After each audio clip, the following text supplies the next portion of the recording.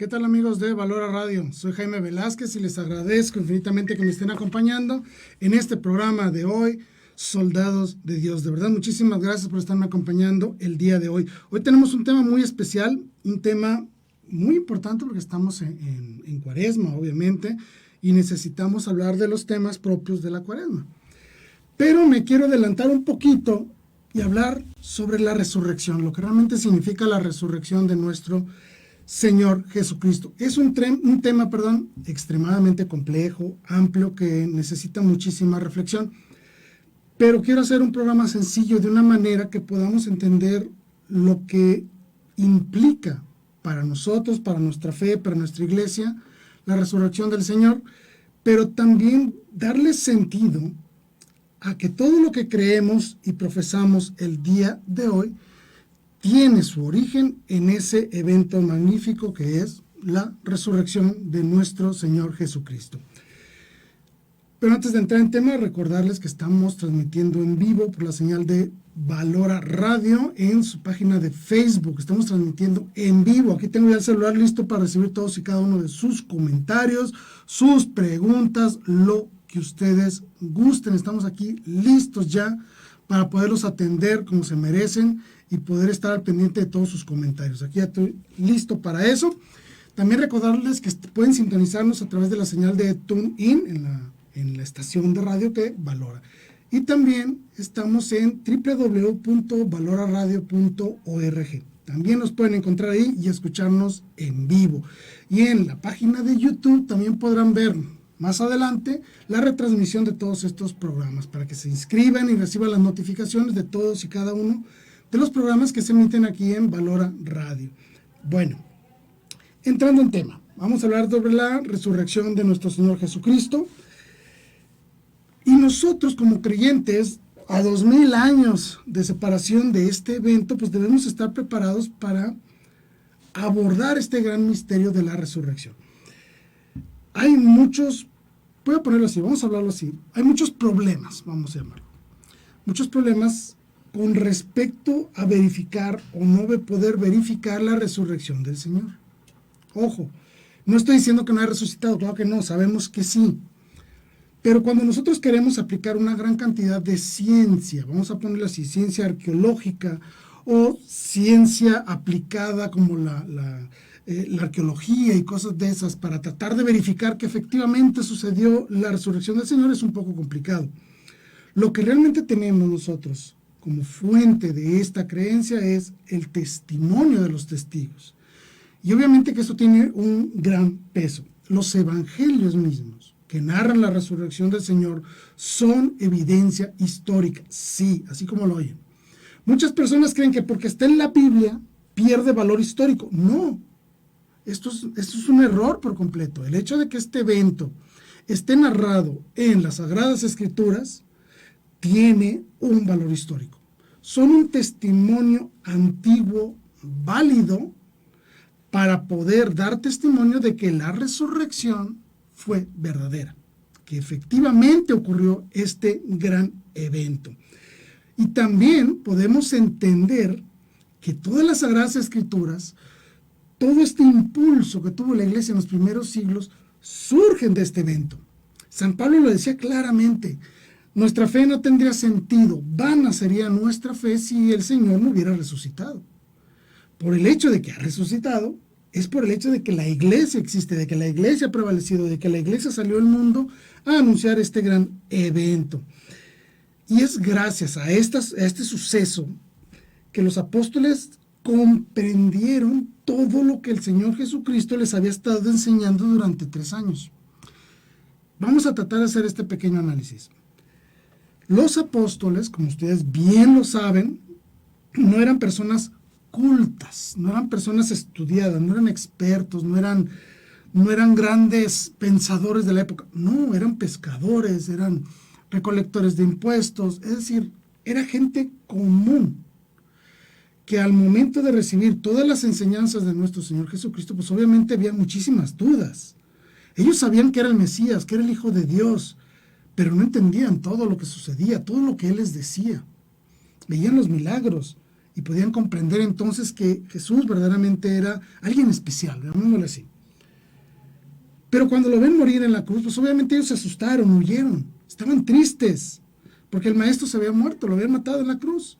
Pero al verlo resucitado, toma un impulso especial todas las enseñanzas que Jesucristo les había dado.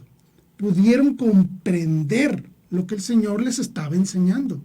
Pudieron comprender la parábola de destruir el templo y reconstruirlo en 3 días. Comprendieron eso de que el Hijo del Hombre va a resucitar de entre los muertos.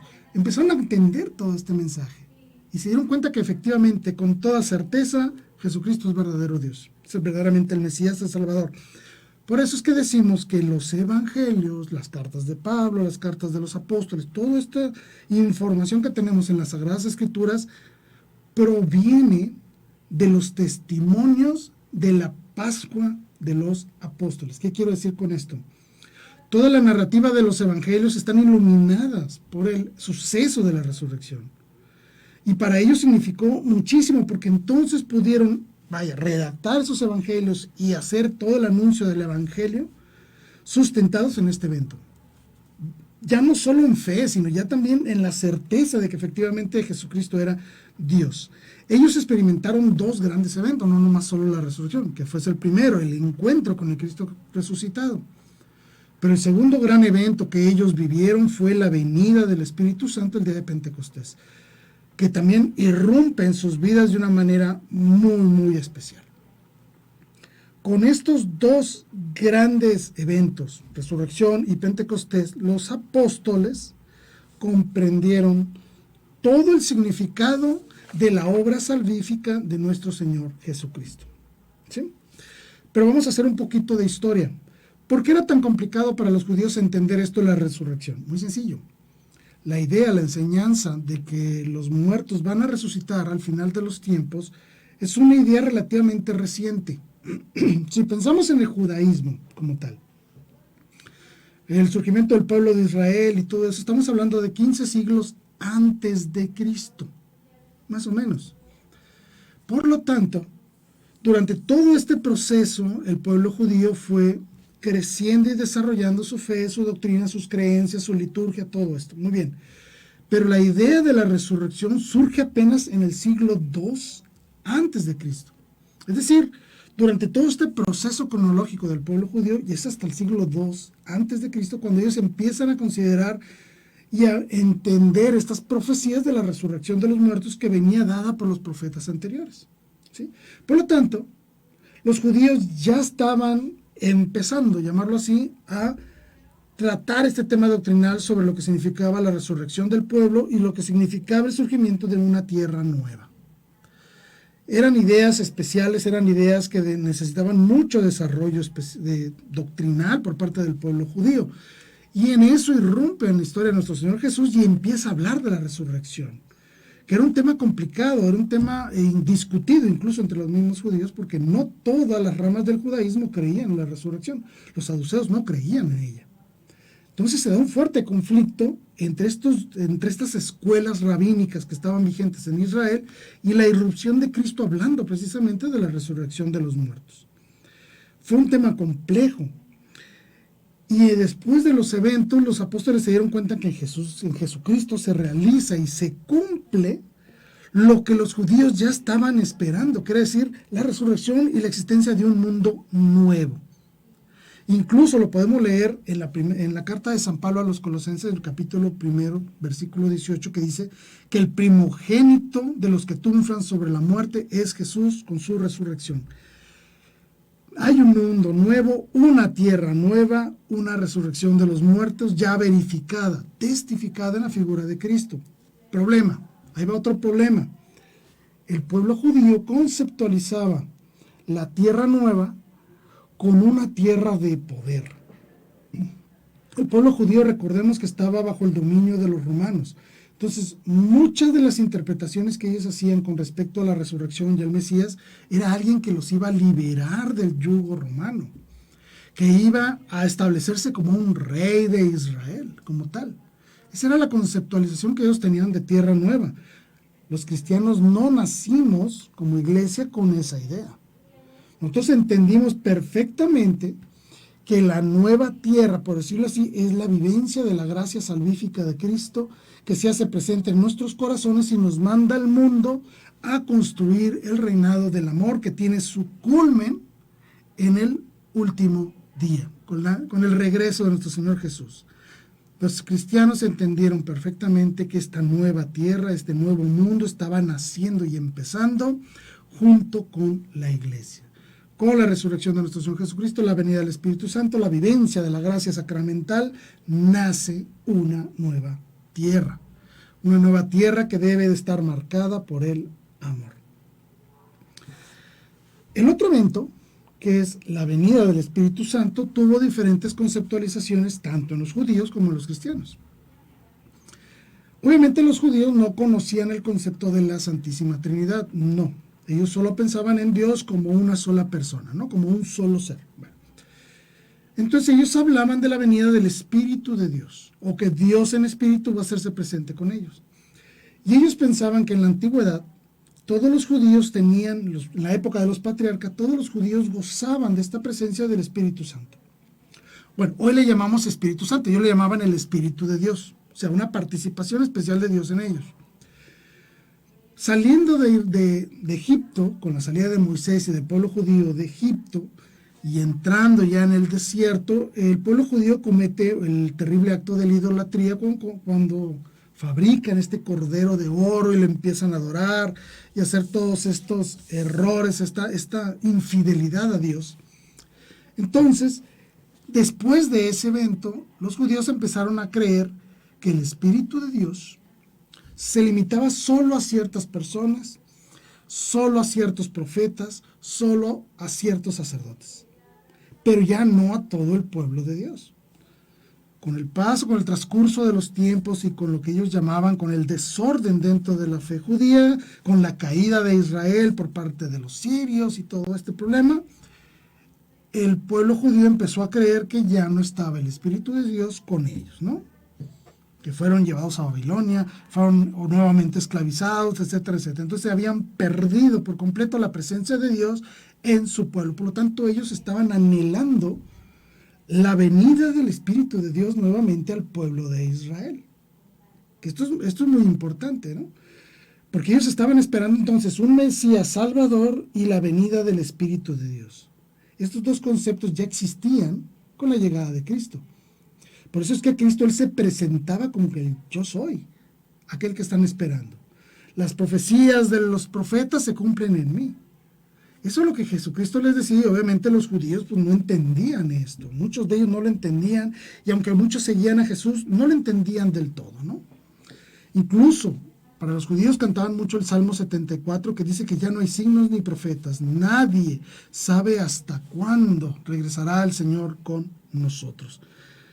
Por eso, cuando San Pedro, después de Pentecostés, sale a anunciar a Jesucristo, lo dice con toda claridad que las profecías del profeta Joel, de Joel 3:15, se habían cumplido en Jesucristo y se habían cumplido en ellos. Aquí un dato importante. La venida del Espíritu Santo, así como lo esperaba el pueblo judío, ellos lo esperaban para todo el pueblo, sucede con los apóstoles. No con todo el pueblo, sucede con los apóstoles. Ellos reciben el Espíritu Santo y por eso reciben la fuerza para salir al mundo a anunciar el Evangelio. Este es un evento maravilloso, porque lo que Jesús cumplía con su resurrección, también lo cumplía enviando al Espíritu Santo al nuevo pueblo de Dios, la iglesia. Con estos conceptos, fíjense los conceptos que ya tenían los apóstoles en ese momento, comprendieron todo, lo recordaron todo y se lanzaron al mundo a anunciar a un Jesucristo muerto y resucitado. Y que el poder del Espíritu de Dios, el Espíritu Santo, estaba en la iglesia. Y que si tú querías participar del Espíritu de Dios, tenías que acudir a la iglesia. No me lo estoy inventando, lo podemos leer en el libro de los Hechos. Cuando van con Pedro le dicen, oye, fulano pueblo recibió a Dios, pero no han recibido al Espíritu Santo. Entonces fueron Pedro y Juan a ese pueblo a llevarles el Espíritu Santo. ¿Qué es el Espíritu Santo entendido en términos muy generales, muy generales? Se habla de la gracia sacramental, de la presencia de la iglesia que testifica que ellos que están ahí creen en el verdadero Dios. Y entonces se recibe el Espíritu Santo. Hoy lo tenemos de manera sacramental en el sacramento de la confirmación, donde es por la imposición de manos del obispo que el Espíritu Santo viene, desciende sobre nosotros y nos regala estos magníficos 7 dones. ¿Se entiende? Nace la iglesia con la resurrección de Cristo y la venida del Espíritu Santo. Bueno, vamos a aprovechar para mandar un saludo rápido a Verónica Maldonado. Verónica, te mando un abrazote. Gracias por estarnos acompañando. Gracias de verdad por hacerte presente aquí con nosotros. El evento de ver a Jesús después de la muerte obviamente fue una experiencia excepcional para los discípulos. A lo largo de la historia muchas personas han querido, ¿cómo se puede decir? Mitificar esto, convertirlo en un mito. Y no es un mito, es un evento real, sucedió en la historia. Por lo tanto, podemos decir con toda claridad que no fue una imaginación de los apóstoles, porque no solo ellos lo vio mucha gente, no nomás los apóstoles. Muchas personas vieron a Cristo resucitado, muchas. Las mujeres que fueron al sepulcro, los apóstoles, los 2 discípulos que iban camino a Emaús, mucha gente lo vio en Jerusalén. Entonces, sabemos perfectamente que esto es un evento real. Y también sabemos que no fue una reanimación. ¿Qué estoy queriendo decir con esto? Vámonos, por ejemplo, al milagro de Lázaro. El amigo de Jesús que muere, Jesús va hasta 3 días después, llega ahí y resucita a Lázaro. Esa no es una resurrección definitiva, es una reanimación, le regresa a la vida. Pero Lázaro eventualmente al tiempo volvió a morir, volvió a experimentar la muerte. La resurrección que nos promete nuestro Señor Jesucristo ya no tendrá muerte. Es para siempre, es eterna, ya no cambia, ya no volveremos a morir, vamos a resucitar nuevamente. ¿Y por qué es importante aclarar esto? Porque los apóstoles no querían creer. Ellos estaban encerrados, asustados ahí en el cenáculo, cuando Jesucristo estaba sepultado en el sepulcro, y los apóstoles estaban asustados. Nos van a matar, nos van a corretear, nos van a sancionar, tenían miedo. No podían creer que iba a ocurrir este evento. Jesucristo se los dijo muchas veces, pero ellos no podían creerlo. Entonces, cuando llegan las mujeres y les dicen, el sepulcro está vacío, Jesucristo ha resucitado, nos los dijo un ángel, nadie creía. Tan es así que Pedro y Juan salieron corriendo al sepulcro a verificarlo. Porque tenían dudas. El mismo Tomás, cuando le dijeron, hemos visto al Señor, él decía, no les creo. Hasta que no meto mi dedo en las llagas y meto mi mano en su costado, creeré. ¿Recuerdan todo eso? Por eso es que para nosotros tienen un gran valor histórico los evangelios, porque están realizados desde la narrativa pascual de los apóstoles, desde la certeza del evento ocurrido de la resurrección. Desde ahí surge todo esto. Vi a Cristo resucitado, por lo tanto todo lo que me dijo, todo lo que hizo, todo lo que me ha prometido es verdadero. Y por eso me atrevo a salir al mundo, a enfrentarme al mundo, a anunciar a este Jesucristo, no importa que me cueste la muerte. ¿Se entiende? Todo lo que nosotros hemos recibido de los apóstoles viene enmarcado en este evento magnífico de la resurrección. Por eso es muy importante para nosotros vivir la resurrección, porque toda nuestra fe se sustenta en esto, en este Cristo resucitado, que se presenta como un ser viviente, no solo reanimado, sino que verdaderamente vive en sí mismo, tiene la vida en él mismo. ¿Y es el mismo Jesús? Sí, pero hay un cambio en él, obviamente, la glorificación de nuestro Señor Jesucristo. Y entonces los discípulos ahora sí salen al mundo a confesar quién es Jesús. Por eso podemos también entender ahora, después de todo este análisis de que los apóstoles no creían, sí creían, tenían dudas, no entendían, ya vieron a Jesús, etcétera, etcétera, ya tienen una certeza. Una certeza que San Pablo así lo narra, ¿no? Nos dice la fe es la certeza de lo que no se ve. Pero habla de certeza, fe y certeza parecieran parecer 2 palabras contradictorias. Fe no es lo mismo que certeza, en nuestro caso sí, porque mi fe está sustentada en la certeza de los apóstoles de los eventos ocurridos, en el testimonio. Por eso es que yo confieso a Jesucristo resucitado, porque tengo la certeza del evento ocurrido en el siglo I de viva voz de los apóstoles. Nosotros también necesitamos entonces una nueva inteligencia, una nueva perspectiva para poder abordar los misterios de Dios. Eso es la presencia del Espíritu Santo. Lo necesitamos para poder abordar el misterio de la resurrección de Cristo y de todo su evangelio. Por eso es que es tan importante el sacramento de la confirmación. Recibimos 7 dones magníficos que nos da el Espíritu Santo, que nos preparan para poder introducirnos y profundizar en los eventos salvíficos del Señor. Si no tenemos al Espíritu Santo, si no tenemos su gracia, va a ser muy difícil que nosotros podamos agarrar la Biblia y empezarla a leer y tratar de entender todo. Va a ser muy complicado, de verdad, créanme, es complicadísimo. Necesitamos estas herramientas que nos da el Espíritu Santo, necesitamos la dirección del magisterio de la Iglesia, necesitamos comprender que la vivencia misma de la Iglesia a lo largo de 2000 años no es más que una forma de dar testimonio de Jesucristo. Y entonces podemos ahora sí decir, Jesucristo es verdadero Dios, que ha muerto por mí y que al resucitar me ha abierto las puertas para mi propia vida, para yo poder vivir en Él eternamente. Eso es lo que significa la resurrección. Por eso es que nosotros los cristianos confesamos nuestra fe diciendo que Jesucristo es verdadero hombre, verdadero Dios, que murió por nuestros pecados, resucitó al tercer día, subió a los cielos y fundó una iglesia. Obviamente que nuestra confesión de fe no se debe delimitar a recitar el credo, o no se debe solo reducir a enunciar fórmulas dogmáticas de la fe. No, nuestra fe es el conjunto de todo, y todo este conjunto es una persona, es Jesús. ¿Sí? Por eso es que nosotros, con la ayuda del Espíritu Santo, podemos introducirnos y profundizar en estos grandes misterios. Te mando un saludo, Rogelio Bárcenas. Gracias por estarnos acompañando. Gracias de verdad. Dice saludos y bendiciones desde San Diego, California. Gracias, Rogelio, por estarnos acompañando el día de hoy. Te mando un abrazote. Gracias por hacerte presente con nosotros. Bueno, entonces, si nosotros analizamos esto dentro de nuestra vida personal, dentro de la vida de la iglesia, incluso dentro de la vida del mundo mismo, comprenderemos que la historia misma de la humanidad se parte en el antes de Jesús y después de Jesús, ¿sí?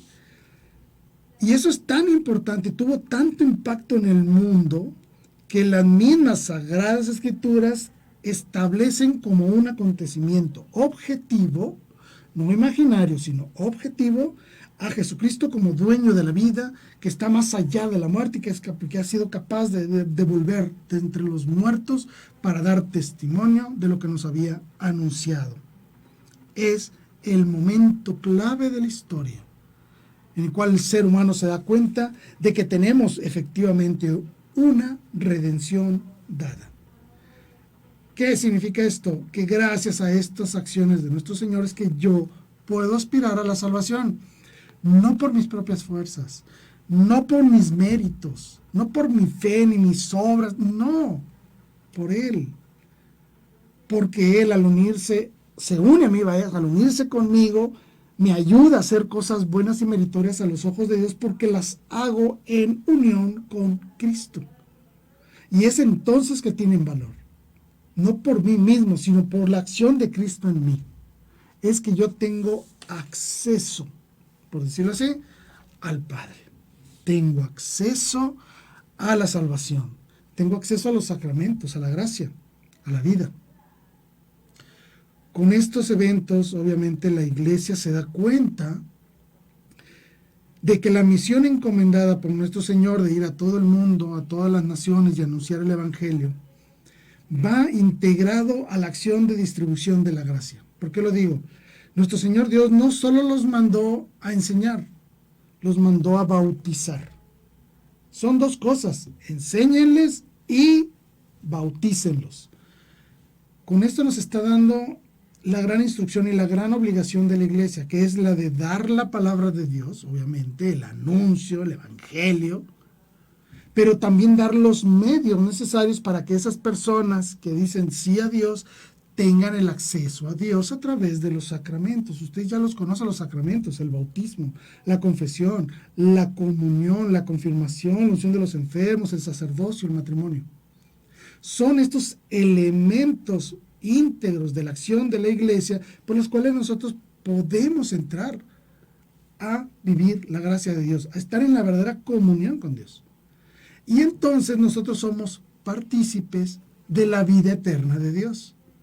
Y si yo soy partícipe de la vida eterna de Dios, por lo tanto, mi ser va a recibir la dicha de la resurrección porque estoy viviendo con aquel que es la vida, que es Cristo. La vida no se pierde en mí con la muerte corporal. Mi alma prevalece en el tiempo, claro que sí, pero el alma sin cuerpo está incompleta. Necesita el alma y el cuerpo necesita el alma. Es decir, se necesitan mutuamente porque mi ser, yo, Jaime, tú, eres íntegra como persona en la realidad cuerpo y alma. Y eso lo vas a recuperar en la resurrección. Por eso entonces, la resurrección tiene que ser analizada desde 3 puntos de vista complementarios pero diferentes, ¿sí? El primero es el aspecto soteriológico. ¿Qué significa eso, Jaime? Muy sencillo. Sí, el aspecto soteriológico significa el aspecto de la resurrección con respecto a la salvación de los hombres. A eso se refiere, ¿sí? Entonces, los apóstoles, al encontrarse con Cristo resucitado, y como todos los primeros cristianos, entendieron que Jesucristo abre la puerta y el camino para la salvación. ¿Recuerdan que Jesucristo dijo eso? Yo soy el camino, la verdad y la vida. ¿Recuerdan eso? El que no pasa a través de mí no tendrás vida eterna. Todo ese tipo de cosas es por eso. Porque de una manera analógica se dice que Jesucristo abre las puertas del cielo. Nos permite a nosotros los hombres que habíamos caído en el pecado original y en los pecados cometidos, que habíamos perdido la comunión con Dios, podemos recuperarla a través de los sacramentos, a través de la acción de nuestro Señor Dios en su iglesia. Nos libera nuestro Señor Dios de la ley. No significa que no respetemos leyes, claro que hay leyes, hay que respetarlas, claro, pero nos libera del peso de una ley arcaica e injusta que existía en aquel tiempo. Recordemos que los judíos pensaban que se iban a salvar por el simple cumplimiento de la ley. Y la ley obviamente dice: no hagas esto, no hagas aquello, no hagas esto, no esto, no esto, no esto. Entonces ellos decían: pues yo no hago nada de eso. Entonces quiere decir que ya soy justo y soy salvo. Pero Jesucristo les dice: no se trata nada más de cumplir con una ley. Se trata de vivir el amor como yo los he amado. ¿Recuerdan eso? Cuando le dijo a los apóstoles: dejo un mandamiento nuevo. Amen a Dios sobre todas las cosas y ámense los unos a los otros como yo los he amado. Eso está en el Evangelio de Juan. Nos libera de la ley para ahora sí vivir la plenitud de nuestra existencia en el amor. San Agustín decía: ama y haz lo que quieras. Claro, porque el que ama de verdad, lo que significa verdaderamente el amor, puede hacer cualquier cosa porque jamás va a hacer nada malo si lo que está haciendo lo está haciendo desde un amor genuino. Eso es lo que es el nuevo mandamiento. Ahora Jesús nos dice: no se trata solo de cumplir con una ley. Por eso decía San Pablo: no te vas a salvar por las obras de la ley, te vas a salvar por la vivencia del amor. Porque al final de cuentas lo único que va a perdurar en el cielo es el amor. Ni siquiera la fe ni la esperanza, esas desaparecen cuando tú llegas al cielo. Solo queda el amor, la caridad. Ese es el nuevo mandamiento y eso es lo que significa la parte soteriológica de la resurrección. Que nosotros, a través de la vivencia del amor de Dios y hacer esa vivencia parte de nuestra propia existencia, es que tenemos acceso a la vida eterna. Nos libera de la muerte, ojo, no de la muerte física, sino de la muerte espiritual. Porque la vida permanece en Dios y encontraremos en la resurrección la plenitud de la vida eterna ofrecida por Cristo. Hay que aclarar esto: hay 2 muertes. La muerte física, que todos la vamos a experimentar, ¿sí? Vamos a morir. El día de mañana vamos a morir todos, cada uno de nosotros. Vamos a experimentar la muerte física, la separación del cuerpo y del alma, sí. Pero es muy importante que jamás experimentemos la muerte espiritual. ¿Qué significa muerte espiritual? Significa la condenación eterna. La muerte en la carne es inminente para todos, pero la muerte espiritual es para aquellos que no quieren estar con Dios, para aquellos que rechazan la gracia divina y aspiran o desean la condenación eterna. Ese es el primer aspecto, ¿no? La parte soteriológica. Bien. La segunda parte es la parte teológica. ¿Qué significa esto? Que el evento de la resurrección nos muestra que Jesús es Dios. Porque solo aquel que tiene el poder sobre la vida y la muerte puede vencer a la muerte, obviamente. Por lo tanto, al ver a Jesucristo resucitado y darse cuenta que es Él, no es otra persona, no es una imaginación, no, sino se dieron cuenta que es Él. ¿Por qué? Porque se le presenta con todas las llagas de los clavos y la lanza. Se presenta con los signos de su sacrificio. ¿Por qué? Porque es el Cordero Eterno, está en eterno sacrificio por los hombres. Bueno, los apóstoles comprendieron que Jesús es el Señor de la vida. Es verdaderamente el que da la vida. Cuando Él dijo, yo soy el camino, la verdad y la vida, lo creyeron, porque lo vieron vivo. Jesús cumple lo anunciado, no solo en Él, sino hacia ti. Sabemos que Él es fiel a su palabra. Sabemos que ama incondicionalmente, que es un Dios que nos ama, porque no solo murió en la cruz por nosotros, sino que nos ha perdonado los pecados. Perdonó a los que lo estaban crucificando, perdonó al ladrón que tenía a un lado, perdonó a todos. A todo aquel que se acerca, obviamente pide perdón, claro que sí. Si tú no pides perdón, no te van a perdonar los pecados, hay que ser muy claros, ¿no? Por eso están los apóstoles y los obispos y los sacerdotes. A quien ustedes les perdonen los pecados, les serán perdonados. A quien no se los perdone, les serán retenidos, ¿no? Claramente Él lo dice. Es decir, el amor y el perdón de Dios está disponible para todos los hombres que de buena fe, de corazón contrito, se presenten ante el sacerdote y le digan, he pecado. ¿Se entienden? Bien. Al ver a Jesús vivo, comprendieron entonces que la promesa cumplida en Cristo y que Él nos había prometido a nosotros es verdadera. Por lo tanto, mi esperanza en la resurrección existe, porque he visto que la resurrección es un acto divino realizado por aquel que me ama y que es fiel a su palabra. Me ama, me prometió que lo va a cumplir y como es Dios, sé que lo va a cumplir. Por eso por eso decimos que la fe es la certeza de lo que se espera. ¿Se entiende? Porque lo hemos visto cumplirse en Él y por eso lo espero yo también en mí. Esa es la parte teológica de la resurrección, pero hay una tercera, que es la parte cristológica. Es decir, vamos a quitarle un poquito lo de Dios y vamos a ver un poquito más sobre Cristo. Comprendieron que Jesús, siendo Dios, pero también era un verdadero hombre. Comprendieron que Jesucristo vivió la muerte, vivió el dolor, derramó sangre. Era verdaderamente hombre en todo el sentido de la palabra. Por eso es que nosotros podemos ahora de mejor manera comprender la figura de Jesús. Y podemos decir que Jesús es verdadero Dios y verdadero hombre, segunda persona de la Santísima Trinidad. ¿Sí? Podemos entender todos estos conceptos. Y ojo, esto duró hasta el siglo IV y V en discusiones muy fuertes sobre lo que significaba el ser de Jesucristo, la persona de Cristo, ¿no? Siendo así, entonces la parte cristológica nos enseña, primero que nada, que su mensaje es verdadero. Segundo, que todos sus actos tenían un significado especial. Es decir, no solo hizo milagros por hacer milagros, no. Cuando Él perdonaba pecados es porque efectivamente estaba perdonando pecados. Cuando Él santificó el pan y el vino, verdaderamente lo estaba santificando. ¿Me explico? Nos estamos dando cuenta entonces que todas sus acciones eran una catequesis litúrgica para la iglesia.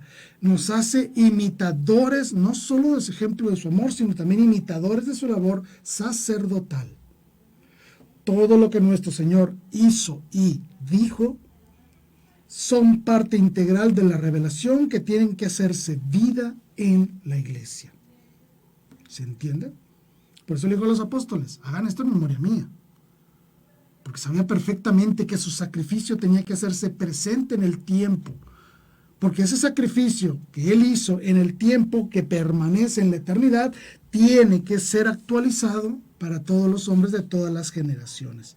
Sus ejemplos, su estilo de vida, todo es para imitarse. Y obviamente, si resucitó de la muerte, yo puedo estar seguro, perdón, que su promesa de regresar es verdadera, porque él prometió que regresaría para salvar a todos, para llevarse a todos al cielo, a todos los que quisieran irse al cielo, obviamente, ¿no? También implica que él tenía autoridad y que eso significa que nosotros debemos de someter nuestra obediencia a las palabras del Señor, de que sus mandatos son verdaderos y que deben de cumplirse. Vaya, lo voy a decir de esta manera, no está sometida a tu opinión ni a la mía, si quiero o no creer en lo que dijo Jesucristo. O yo sí le creo cuando dijo esto, pero no le creo cuando dijo esto otro. Ejemplo, muy sencillo. Yo creo que Jesucristo es mi Señor y Salvador, perfecto, pero yo no le creo a Jesucristo cuando le dijo a Pedro que sobre esa piedra iba a edificar su iglesia. Yo no le creo a Cristo cuando Él dijo que mi carne es verdadera comida y mi sangre es verdadera bebida. No le quiero creer a Cristo cuando dijo a los apóstoles, hagan esto en memoria mía. No le creo a Jesucristo cuando le dijo a los apóstoles, a quien ustedes les perdonen los pecados, les serán perdonados. Eso no se puede hacer. No se puede. Es un sí o es un no, pero no es una tibieza espiritual. Lo sabemos perfectamente. La tibieza espiritual los vomita Dios, ¿se acuerdan? ¿Qué es lo que estoy queriendo decir con esto? Que nuestro Señor Dios nos ha mostrado que es Dios verdaderamente y que nos ha dejado unos mandatos especiales que cumplir. Nos han dejado cosas por hacer. Nos ha dado una estructura. Nos dejó una iglesia, nos dejó los sacramentos, nos dejó los evangelios, nos dejó la debida obediencia, nos dejó el ejemplo para seguirle. Es decir, todo lo que nuestro Señor Dios le ha dejado a la iglesia es obligatorio. No es si quieres. No es si quieres. O estás con Cristo o no estás con Cristo. Punto. Y no puedes decir que estás con Cristo si rechazas su iglesia, rechazas sus sacramentos, rechazas sus autoridades, rechazas la estructura que Él estableció, rechazas todo lo que Él ha dejado. Tú no puedes hacerte un evangelio a la medida. No se puede. Hay que ser fieles con Él. Seguir sus palabras tal cual nos las ha dejado. Seguir su iglesia tal cual nos las ha dejado. Ser fieles a este evento magnífico de la resurrección, porque en ese evento yo certifico que Jesús es Dios y que le debo de total obediencia. Total. No parcial, no si quieres. Es una obligación por justicia seguir a Dios verdadero que nos ha mostrado en la historia que es verdaderamente Dios. Bien. La resurrección de todos los hombres. Ese es el segundo paso, vamos a llamarlo así. Sí, nuestro Señor Dios nos prometió que todos vamos a resucitar. Todos. Todos, todos, todos, todos, todos. ¿Sí? Desde el primer cavernícola, desde Adán y Eva, hasta el último, todos vamos a resucitar. Entonces, ¿cómo va a ser esta resurrección? Primero que nada va a ser permanente, o sea, ya no vas a volver a morir. ¿Se entiende? Vas a resucitar y ya. Va a ser una resurrección gloriosa porque va a contar con la presencia gloriosa de Cristo. Va a ser inmediata. Va a ser inmediata. Espontánea. Nadie sabe cuándo. Nadie sabe. Si alguien viene y te dice la resurrección o el final de los tiempos va a ocurrir el 4 de mayo de 1937, no es cierto. De verdad, no es cierto. No le creas. Nadie sabe. Y se agarran a investigar la Biblia, y le suman años, y le quitan semanas, y las semanas las convierten en décadas, y sacan una fecha. ¿Sí? Hay varias sectas por ahí que lo han hecho en la historia, y pues obviamente nunca le han atinado. Bueno, no sabemos cuándo va a ser, no lo sabemos. No importa cuántos números saques, cuántos cálculos hagas con la Biblia, con eso, no lo sabemos.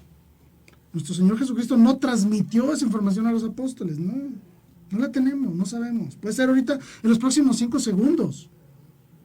Puede ser dentro de 5,000 años, no lo sabemos. Así es que, si alguien te dice, yo sé cuándo va a ser el final de los tiempos, miente, es un mentiroso, aléjate de ahí. Y por último, la resurrección también va a ser universal. Todos, buenos y malos, todos vamos a resucitar. ¿Sí? Es decir, se va a volver a dar la unión del cuerpo y del alma en nuestra propia identidad. Vaya, yo no voy a resucitar con otro cuerpo, no voy a resucitar con otra identidad. Hoy soy Jaime y cuando resucita voy a ser Pedro. No, claro que no, yo voy a seguir siendo Jaime siempre, siempre. Mi identidad no va a cambiar nunca. Sí, no importa cómo me autoperciba, aprovechando el raite, no. Vas a resucitar con tu verdadera identidad, auténtico, tú, ¿sí?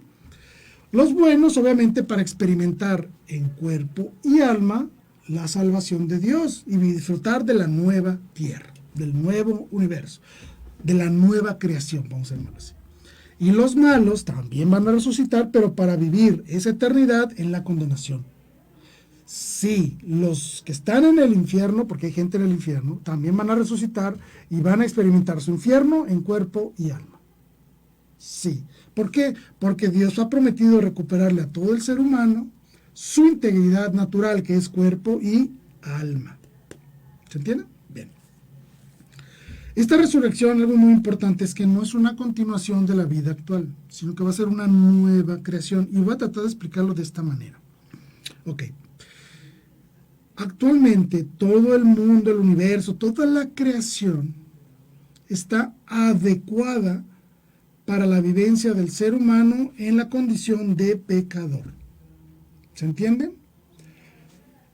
El mundo, la tierra, el universo, todo funciona de manera que el hombre puede mantenerse vivo comiendo, haciendo esto, investigando, haciéndose ropa. Es decir, toda la creación está condicionada para que el ser humano pueda vivir su realidad corpórea en la caída. Así se llama. Bueno, con la resurrección, toda la creación se va a adecuar ahora a un nuevo ser humano que ya no depende de su existencia del cuerpo, sino que ahora depende del alma. Es decir, ahorita nuestra alma aprende y nuestra alma crece y se desarrolla en función del cuerpo. Porque es a través del cuerpo, a través de los ojos, de los oídos, de la nariz, de la boca, del tacto, de la experimentación, es como el alma obtiene conocimiento. Nosotros nutrimos al alma a través de las acciones físicas. Nuestro cuerpo alimenta al alma. Con la resurrección va a ser al revés. Ahora va a ser nuestro cuerpo el que va a estar supeditado a la realidad de la espiritual del alma. Por eso es que nuestro Señor Jesucristo, cuando resucitó, podía atravesar paredes o se les aparecía de repente ahí en medio del cenáculo. ¿Por qué? Porque su cuerpo ya no estaba sujeto a las fuerzas o a los límites de la física y de la materia, sino que ahora el cuerpo está dominado por la realidad espiritual del alma. ¿Se entiende? Así va a ser la resurrección. Por lo tanto, toda la creación ahora se acondiciona a la realidad espiritual del ser humano. ¿Sí? Vamos a tener cuerpo, sí, pero este cuerpo va a depender ahora del alma. ¿Sí? Va a estar hecho a la forma del alma. Bueno, y obviamente, como les dije, esta resurrección para nosotros va a ser con nuestro auténtico yo. Lo voy a decir de esta manera: cuando yo resucite, las personas van a poder identificarme y decir, mira, ahí está Jaime, ya resucitó Jaime. ¿Me explico? Voy a ser yo. Sí, así, con fellito, como usted, no importa. Así voy a resucitar. Voy a resucitar con mi propia identidad. ¿Sí? No voy a ser otro. Voy a ser yo. En la plenitud de mi ser, yo. ¿Ok? Eso es muy, muy, muy importante. Pues bien, para ir cerrando algunos comentarios sobre lo que implica la resurrección y sobre todo para evitar caer en ciertos problemas. Primero, para que no caigan, porque hay muchas corrientes por ahí, muchas ideologías que hablan de la resurrección, pero no lo hacen correctamente. Entonces les voy a dar unas pequeñas pautas para que no caigan en estos errores. Por ejemplo, la resurrección no niega ni minimiza la tragedia de la muerte física. Es verdad, la muerte corporal es una tragedia. Por lo tanto, debemos de tomar la muerte como parte muy seria de nuestra existencia. Porque es el momento en el cual nosotros le decimos adiós, sí quiero estar contigo, mi Señor. ¿Se entiende? No minimicemos la muerte humana pensando en la resurrección. No, hay que darle la importancia de vida al evento de la muerte, que es cuando nos presentamos al juicio divino. Segundo, evitar la dicotomía cuerpo y alma. ¿Qué significa eso? Eviten todas aquellas ideologías que dicen que el cuerpo y el alma son enemigos, que el alma está encerrada en la cárcel del cuerpo y que necesita liberarse. No, esas son patrañas. No. El alma no está hecha para estar separada del cuerpo. Esa es nuestra naturaleza original. ¿Se entiende? Y nuestro cuerpo no está hecho para estar sin la presencia viva del alma. ¿Qué le pasa a nuestro cuerpo cuando ya no tiene el alma? Se pudre. Completamente se pudre. ¿Sí? Eso es lo que es importante. Somos cuerpo y alma y son importantísimos ambos. ¿Por qué? Porque son parte integral de mi ser. El evento de la resurrección jamás debe ser considerado para poner en contra la existencia del cuerpo y del alma. No, al contrario, la resurrección reafirma la integridad humana como cuerpo y alma. Otro punto importante, en el alma, después de la muerte, en el alma se mantiene nuestro ser. No se aniquila ni se confunde. No se aniquila ni se confunde. Importantísimo esto. ¿Por qué? Porque muchas teorías, ideologías religiosas o pseudo-religiosas dicen de que cuando tú mueres el alma busca ver dónde se reencarna. Pues son tonterías, ¿no? Porque entonces pierdes tu identidad. Las personas que dicen, yo en mi vida pasada fui el rey de Inglaterra. Mentira. No, eso no es cierto. Eso no es verdad. Las almas no transmutan en el tiempo. No.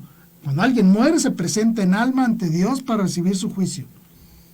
Y el momento del día final, esa sentencia prevalece en la resurrección. ¿Se entiende?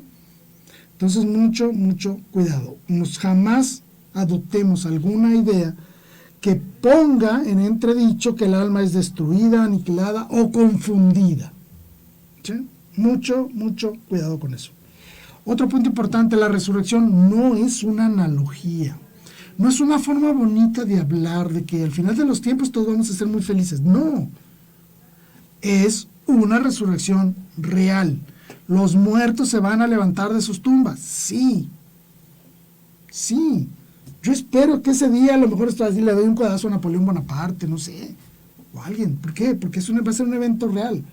Las personas van a resucitar con su propia identidad. Porque esa es la promesa dada por Cristo a toda la humanidad. A toda la naturaleza humana. A restituir esta composición cuerpo y alma que es propia de su naturaleza. Ok, unos van a resucitar para el cielo, otros van a resucitar para el infierno. Ok, pero va a ser una resurrección real. ¿Sí? No es alegórico, no es mito, no es una forma bonita de pensar en una vida futura. No, es una resurrección real. Vaya, vas a salir de la tumba algún día. ¿Sí? Y obviamente comprender que la resurrección es un acto divino. No hay nada que tú puedas hacer para, llamarlo así, merecer la resurrección. No. Todo esto que es la vida es un don divino, es un regalo de Dios. La resurrección es un regalo de Dios que se ha cumplido en la persona de Jesucristo y que nos lo transfiere a todos nosotros por los méritos de su resurrección. Por lo tanto, comprender que esta maravilla de la resurrección es un acto divino que corresponde única y exclusivamente a la jurisdicción de Dios. Y por último, confirmar que nuestra fe se sustenta en el testimonio pascual de la iglesia primitiva, y eso nos hace comprender que la iglesia es el instrumento amado y deseado por Dios para darnos el mensaje de Cristo y transmitirnos sus gracias a través de la acción litúrgica y sacramental. Espero que te haya gustado este programa. No me queda más que despedirme, agradeciéndote que nos hayas acompañado el día de hoy. Y pues me despido y no lo olvidemos nunca. Viva Cristo Rey, viva María Santísima, Virgen de Guadalupe. Hasta la próxima. Valora Radio presenta un programa especial para ti. Una estación.